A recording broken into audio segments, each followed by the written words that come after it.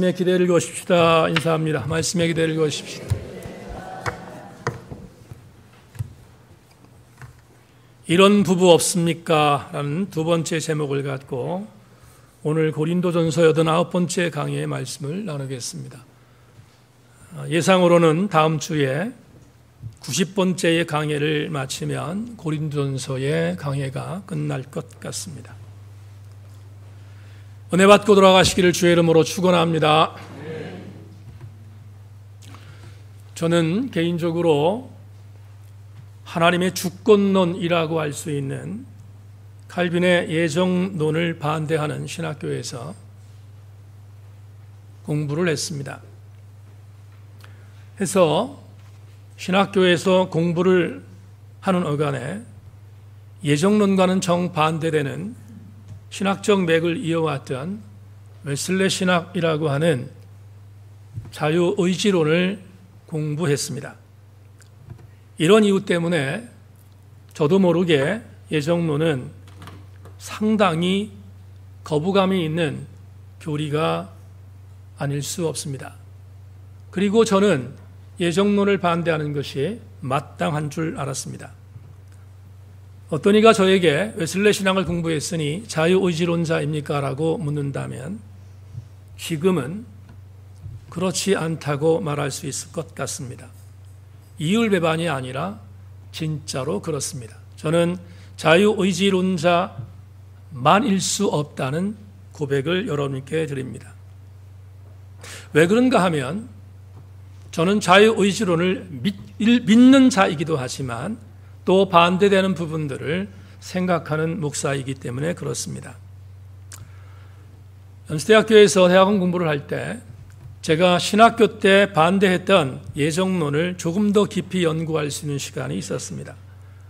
그러다가 보니까 예정론의 가장 중요한 핵심적인 내용 중에서 하나님의 절대 주권이라고 하는 대단히 매력적인 교리를 공부하게 됐고, 그리고 예정론이 상당히 많이 매력이 되어지는 어떤 교리라는 사실을 알고 나서 예정론에 대한 부분에 있어서 긍정적인 생각을 하게 되었습니다.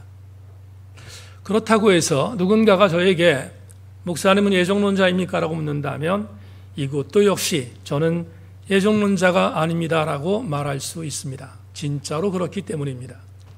왜냐하면 예정론이 아무리 매력적인 교리라고 할지라도 칼빈이 주장했던 절대정을 절대로 믿지 않기 때문입니다. 절대정이란 말을 조금 어려운 교리이기 때문에 설명한다면 이렇게 말씀드릴 수 있습니다. 여러분, 요한복음 3장 16절에서 하나님이 세상을 이처럼 사랑하사 독생자를 주셨고, 그리고 그의 아들 예수께서 우리에게 오셔서 그를 영접하는 자마다 멸망치 않고 구원을 얻게 한다는 분명한 말씀이 있습니다. 그런데 예정론의 절대 예정은 이렇게 말합니다. 그렇게 예수께서 오신 이유는 모든 사람을 위하여 오신 것이 아니라 이미 구원받기로 예정된 자들만을 위하여 오셨고, 구원받기로 예정된 자만을 위해서 오신 그분은 구원받기로 예정된 자만을 위해서 십자가에 못 박혀 돌아가셨다는 것이 절대 예정입니다. 켈빈이 아무리 위대한 신학자라 할지라도 인정할 수 없습니다.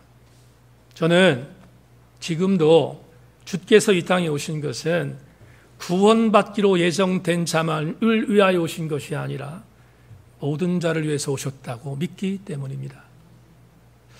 성도 여러분, 이렇게 말하면 그러면 이 목사의 정체성은 뭔가라고 질문하실 수 있습니다. 예정론도 믿는 예정론자가 아니고 자유의지론을 믿는 자유의지론자도 아니라면 당신은 도대체 정체가 뭡니까? 라고 물을 수 있습니다. 그러면 이렇게 말하겠습니다. 저는 교리주의자가 아니라 그냥 예수주의자입니다. 성도 여러분, 제게 관심은 예수께서 누구를 위하여 오셨는가가 중요하지 않습니다. 저에게 있어서 예수께서 이 땅에 오셔서 누구를 구원하기 위하여 그분이 오셨다는 교리적인 논쟁은 저에게 전혀 중요하지 않습니다. 저에게 정말로 중요한 것은 그분이 나를 위해 오셨다는 것입니다. 그것 하나면 충분한 것임을 저는 믿기 때문입니다. 한쪽으로 기우는 것은 조심해야 합니다. 편향되는 것은 더 조심해야 합니다. 여러분, 정치적인 이데올로기 가운데서 건강한 보수가 있어야 건강한 진보가 있는 것이고, 건강한 진보가 있어야 건강한 보수가 있다는 것은 민주주의의 쌍마차적인 사상적인 틀입니다. 그렇다면 이 두 사상이 서로 경쟁할 때 건강한 민주주의가 이루어지지 않겠습니까? 교회사 역사를 한번 훑어보겠습니다. 제가 신학교에서 공부했던 신학은 웨슬레 신학입니다. 그렇다면 웨슬레라는 분이 계셨을 거 아니겠습니까? 여러분, 영국이 18세기는 굉장히 암울했습니다. 영적으로, 도덕적으로, 윤리적으로 완전히 무너졌습니다. 해가 지지 않는 나라라고는 영국이 무너지기 일보 직전이었습니다. 그때 영적으로 무너져 있는 영국을 다시 살렸던 두 명의 목회자가 있었습니다. 한 사람은 제가 신학교에서 공부했던 신학을 만든 웨슬레라는 목사님입니다. 이분은 원래는 성교계의 출신이었는데 이분은 감리교회를 창시한 목사님이기도 합니다.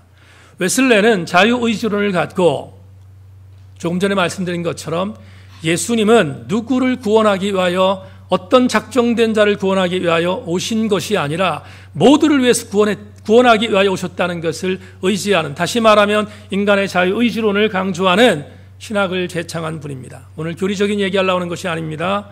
웨슬레는 영국 18세기에 무너지는 영국을 다시 세웠던 위대한 목회자였습니다. 반면 영국에 똑같은 웨슬레와 쌍두마차적인 역할을 감당하며 영국을 이끌었던 또 한 명의 목사님이 있는데, 이분은 대단히 정말로 고집스러웠던 칼빈주의자, 예정론자였습니다. 조지 휘필드 목사님입니다.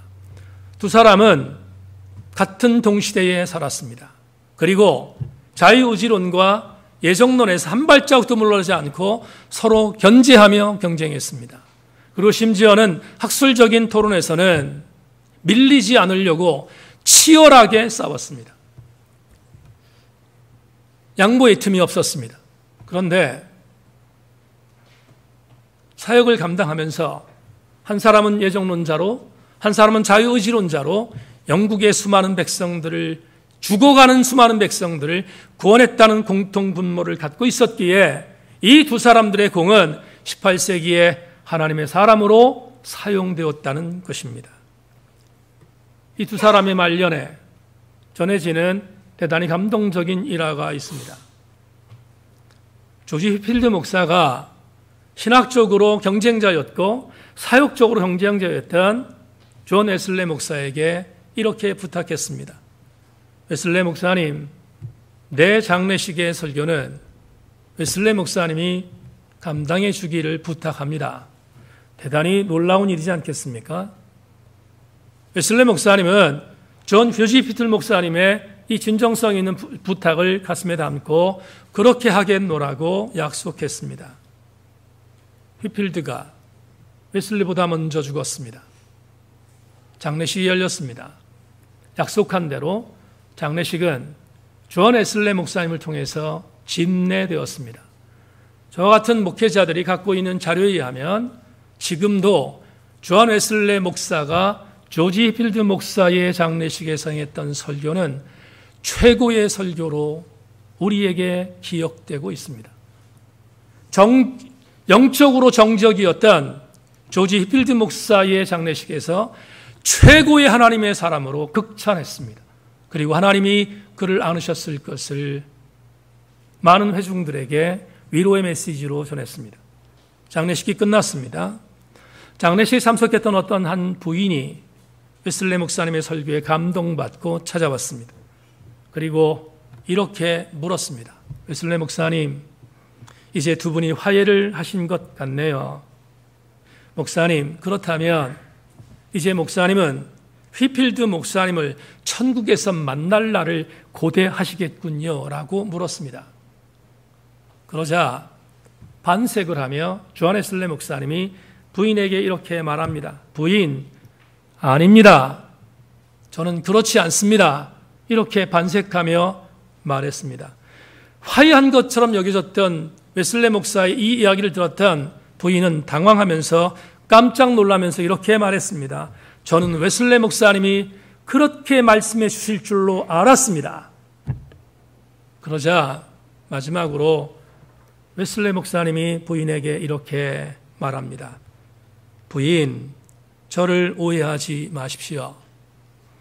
휘필드 목사님은 천국에서 별처럼 환하게 빛나는 모습으로 하나님 보좌 가까이에 서 계실 것이지만 나는 하나님의 나라에 들어가면 도무지 하나님의 가까이 있는 지경에서 얼씬거릴 수도 없는 존재이기에 제가 휘필드 목사님을 천국에서 본다면 먼 발치에서나 볼 수 있을 것 같습니다.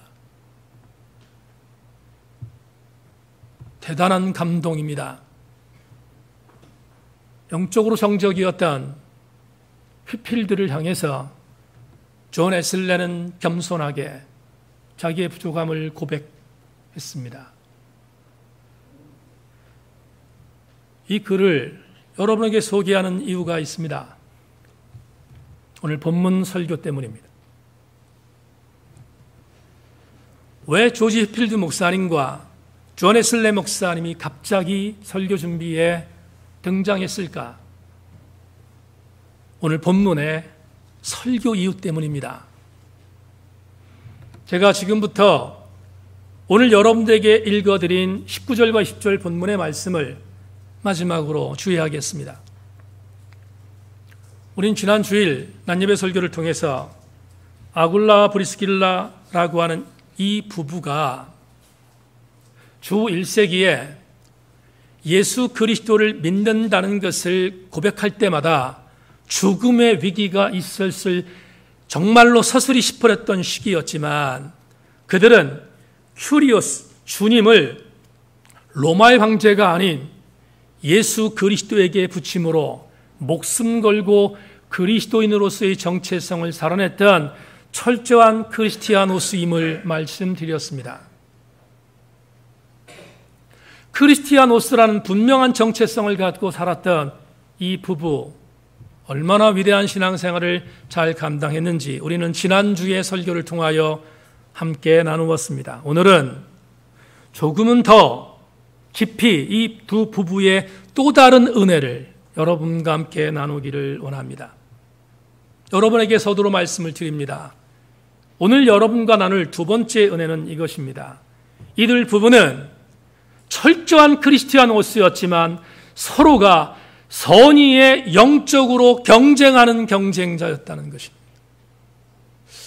무슨 말인지를 지금부터 성경적인 본문 주제를 통하여 함께 나누겠습니다. 오늘 본문 19절을 다시 보겠습니다. 19절, 아시아의 교회들이 너희에게 문안하고 아굴라와 브리스가와 그 집에 있는 교회가 주 안에서 너희에게 간절히 문안했다. 오늘 89번째 강의니까 이제 여러분 아마 머릿속에 박혔을 것입니다. 바울이 에베소에서 고린도전서를 썼을 때는 AD 55년경으로 추측합니다. AD 55년경이라면 주 1세기를 말하고 있습니다. 그런데 고린도전서라는 이 책에서 바울은 이 두 부부를 소개할 때 이렇게 서열을 매겼습니다. 아굴라와 브리스가라고 썼습니다. 여러분 잘 기억하시길 바라는데 유대인들의 정신이라고 하는 히브리즘, 헤브라이즘이라고 하죠. 헤브라이즘의 문화와 그리고 또 여러 가지 글들을 기록하는 그런 글씀 뿐만 아니라 말로 언급하는 언어술, 이 모든 것 가운데서 헤브라이즘의 특징 중에 하나는 누군가를 열거할 때 가장 첫 번째 언급하는 사람이 서열 1위입니다. 두 번째 언급된 사람이 있다면 그 두 번째 언급된 사람은 서열 2위입니다. 오늘 부부를 예를 들었습니다. 아굴라와 보리스가와 그 집에 있는 교회가 주 안에서 너희에게 간절히 문안하라고 사도 바울이 말했다면, 고린도 전서가 쓰였을 주후 55년경 분명히 남편이었던 아굴라가 아내였던 보리스가보다 영적인 서열이 앞에 있다는 것을 증언하고 있는 것입니다. 이제 로마서로 건너가겠습니다. 로마서는 고린도전서가 기록된 이후 약 2년 뒤, 약간의 신학자들의 논란의 여지는 있지만 약 2년 뒤, 다시 말하면 주 57년경에 로마서가 기록되었다고 말합니다. 그런데 57년경 로마서가 기록될 당시에 우리가 잘 아는 사도 바울이 로마에 있는 그리스도인들에게 편지하는 이 글의 마지막 16장에서 바울은 브리스길라와 아굴라를 소개하지 않습니까? 지난주에 말씀드렸는데 목이라도 내놓았던 이 두 부부를 소개하는 그 소개의 글을 다시 한번 읽겠습니다. 로마서 16장 3절에 이렇게 말합니다. 너희는 그리스도 예수 안에서 나의 동역자들인 브리스가와 아굴라에게 문안하라. 여러분 추적합시다. 2년 전 주 55년경 영적 서열은 남편 아굴라가 아내 브리스가보다 앞서 있었습니다. 그런데 2년 후 주 57년경 로마에 편지하는 로마서의 기록에 의하면 이 당시에 영적인 권위는 역전되었습니다. 아내 브리스가와 남편 아굴라를 앞섰다는 것입니다. 그래서 로마서 16장 3절에서 바울은 브리스가와 아굴라에게 문안하라고 기록했습니다. 조금 더 추적합시다. 사도행전을 여러분에게 소개하겠습니다. 사도행전 18장은 잘 아는 것처럼 사도 바울이 고린도 사역을 했던 배경입니다. 그 배경에 이렇게 말합니다. 사도행전 18장 2절 아굴라는 본도에서 난 유대인 한 사람을 만나니 글라우데오가 모든 유대인을 명하여 로마에 떠나라는 고로 그가 그 아내 브리스길라와 함께 이달리아로부터 새로 온지라 바울이 그들에게 갔다. 지난주에 설교했습니다.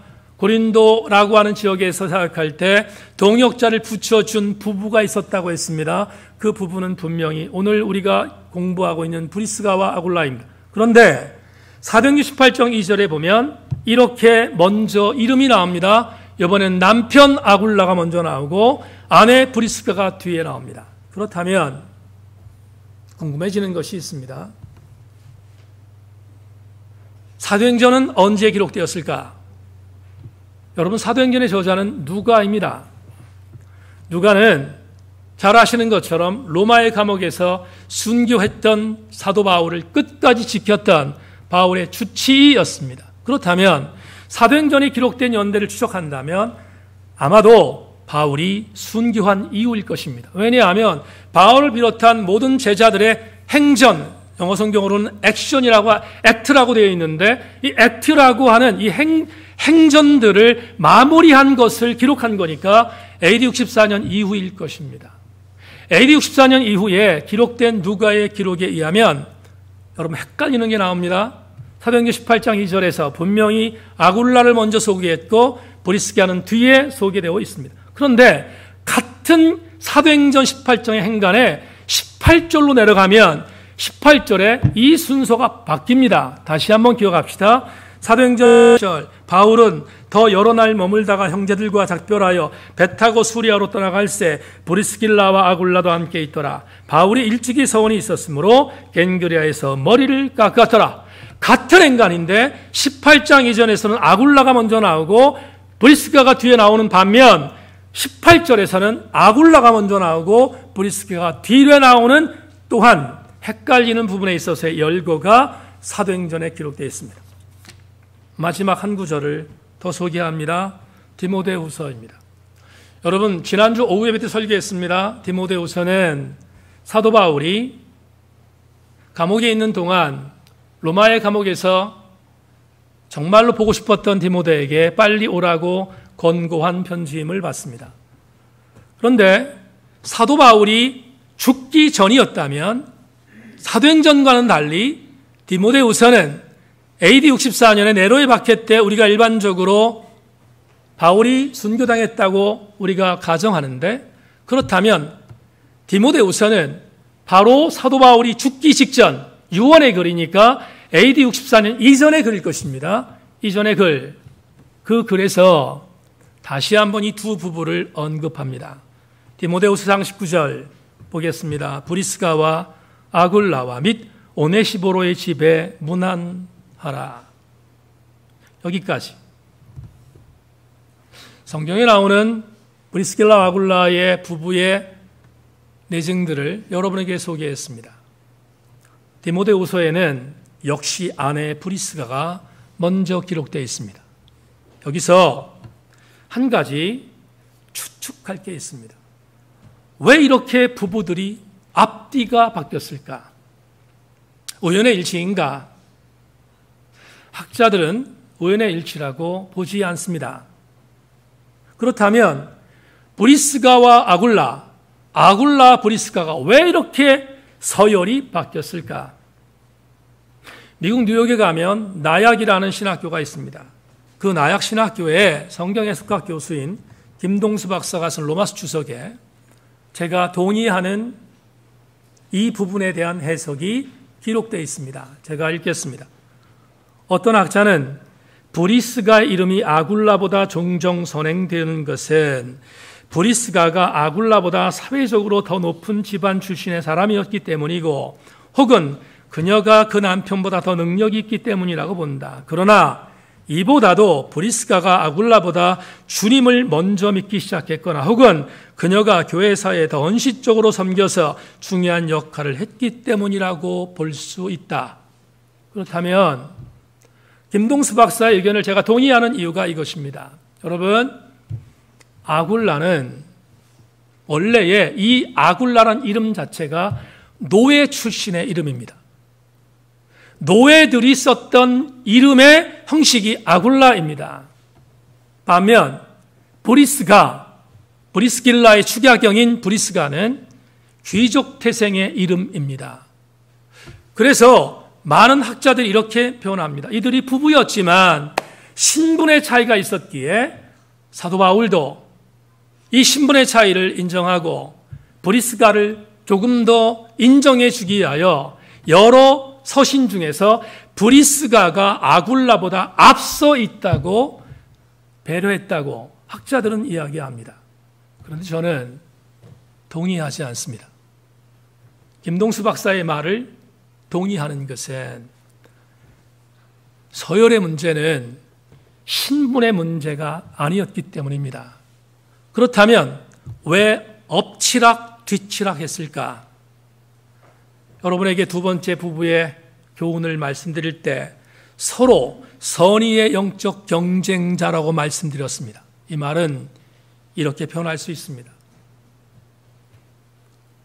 아굴라 이름이 먼저 나올 때는 아굴라가 아내 브리스가의 영적 상태를 이끌었을 때 있고, 브리스가 이름이 먼저 나왔을 때는 남편 아굴라보다 영적 권위가 앞서 있었기에 남편을 이끌었을 때였다.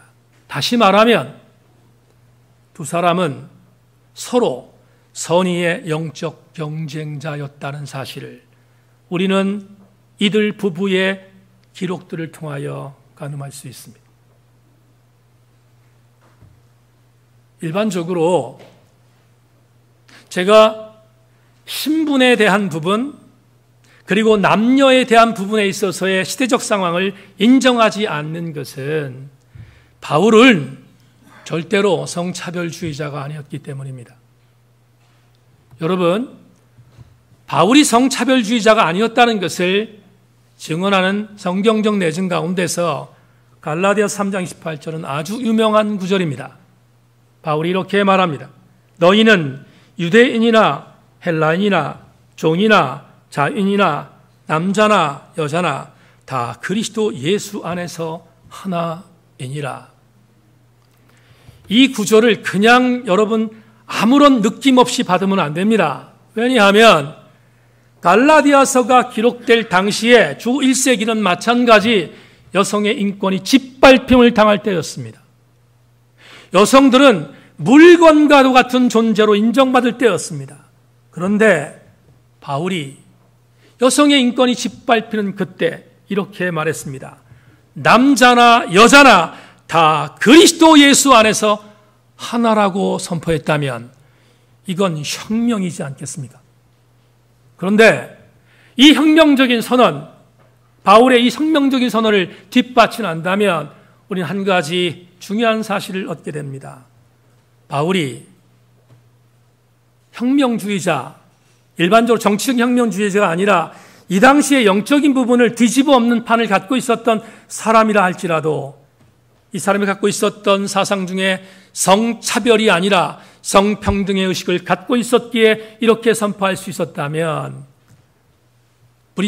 브리스가와 아굴라에 대한 점수를 줄 때 그는 얼마나 철저하게 평등했을까를 충분히 짐작할 수 있지 않겠습니까? 한 구절을 더 소개하겠습니다. 우리가 봤던 고린도전서 8장 6절입니다. 그러나 우리에게 하나님 곧 아버지가 계시니 만물이 그에게서 났고 우리도 그를 위하여 있고 또한 한 주 예수 그리스도께서 계시니 만물이 그로 말미암고 우리도 그로 말미암아 있느니라. 여러분, 이 구절도 사도 바울이 말했던 대표적인 성평등 선언입니다. 어떤 구절입니까? 바울이 이렇게 말합니다. 고린도 교회 공동체 안에서 여자의 인권이 짓밟힘을 당할 때 여자들을 무시하지 말라고 말했던 사도 바울이 이렇게 말합니다. 만물이 그분 앞에서 났다. 여기 만물에 들어가는 종류는 여성, 남성이 포함됩니다. 다시 말하면 사도 바울은 고린도 교회 형제와 자매들에게 말하기를 남자 여자를 절대로 차별해서 안 된다는 사실을 말하고 있습니다. 그것 때문에 바울은 마지막 에필로그에서 브리스길라와 아굴라의 순서에 대한 부분들을 성차별이 아니라 성평등의 의미로 기록한 것이 오늘 본문 19절에 기록되어져 있는 것입니다. 교우 여러분,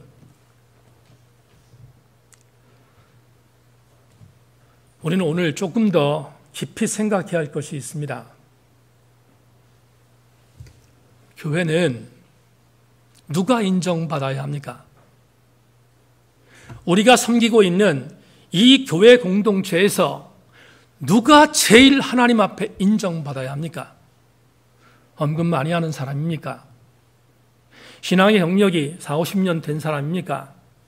아니면 목사가 더 많이 인정받아야 합니까? 그런 말도 안 되는 논리가 어디 있습니까? 하나님의 교회에서 정말로 하나님 앞에 먼저 인정받아야 할 대상은 획득된 영적 권위가 있는 사람이어야 되지 않겠습니까? 그가 여성이든 그가 남성이든 하나님 앞에 하나님의 철저한 이끌림을 통하여 영적인 권위를 갖고 있는 사람이 하나님의 교회에 앞서 나가는 사람으로 인정받아야 되지 않겠습니까? 남편의 가부장적 시대에 가부장적 시대니까 남편이 앞서야 한다. 그건 가부장적인 개념이지만 성경적인 개념은 아무리 가부장적 시대에 살고 있었던 시대의 산물이 성경이라 할지라도 영적 권위가 앞서 있는 자가 아내라면 아내가 앞서는 것이 마땅하지 않겠습니까? 우리는 고정관념으로 어떠한 틀에 갖추어져 있어서 그 틀에 맞는 부분으로 교회의 권위가 인정받기를 원합니다. 그러나 성경은 말합니다. 성경은 하나님의 획득된 권위를 갖고 하나님 앞에 가장 앞서 있는 자가 하나님께 인정받기를 권고하고 있는 것이 성경의 권위입니다. 오늘 이 부에 나오신 교우 여러분, 저는 우리 교회의 부부들도 마찬가지이며 우리 교회 성도들도 마찬가지로 모두가 영적인 권위에 앞서 있는 사람이 하나님 앞에 먼저 인정받고 교회에서도 먼저 인정받는 교회다운 교회가 우리 교회이기를 주의 이름으로 축원합니다. 그건 바로 하나님이 원하시고 계시는 일일 것이기 때문입니다. 몇 주 전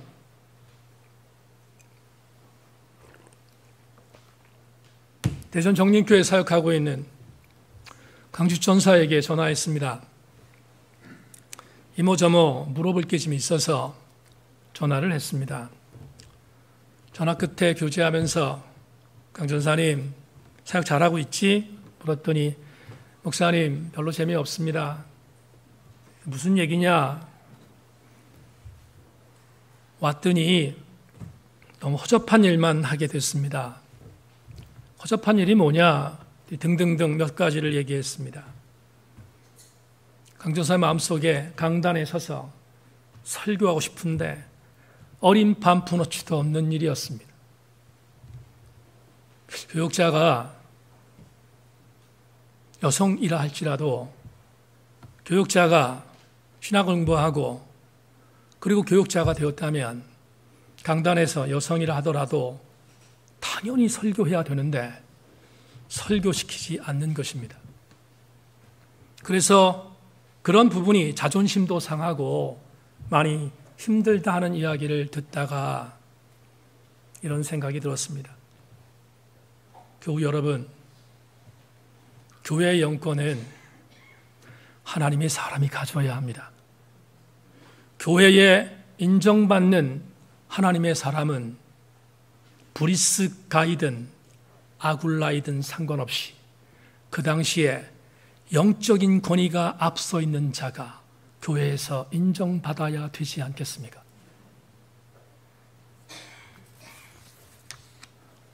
작고하신 신영복 선생님이 쓴 담론이란 책이 있습니다. 이 담론에서 그분이 남겼던 사상적 성찰 중에서 참 감동이 되는 한 구절을 소개하겠습니다. 이래 완료적인 변화란 없습니다. 개인의 변화든 사회의 변화든 이래 완료적인 변화는 없습니다. 설령 일정한 변화가 이루어졌다 하더라도 계속 물 주고 키워내야 합니다. 그것이 인간관계라면 더구나 그렇습니다. 제도가 아니고 움직이는 사람이기 때문입니다. 유일하고 결정적인 방법은 없습니다. 제가 이 구절을 가슴에 담고 밑줄 그었던 이유는 이것입니다. 사람은 움직이는 존재이기 때문이다. 이 생각이 들었습니다.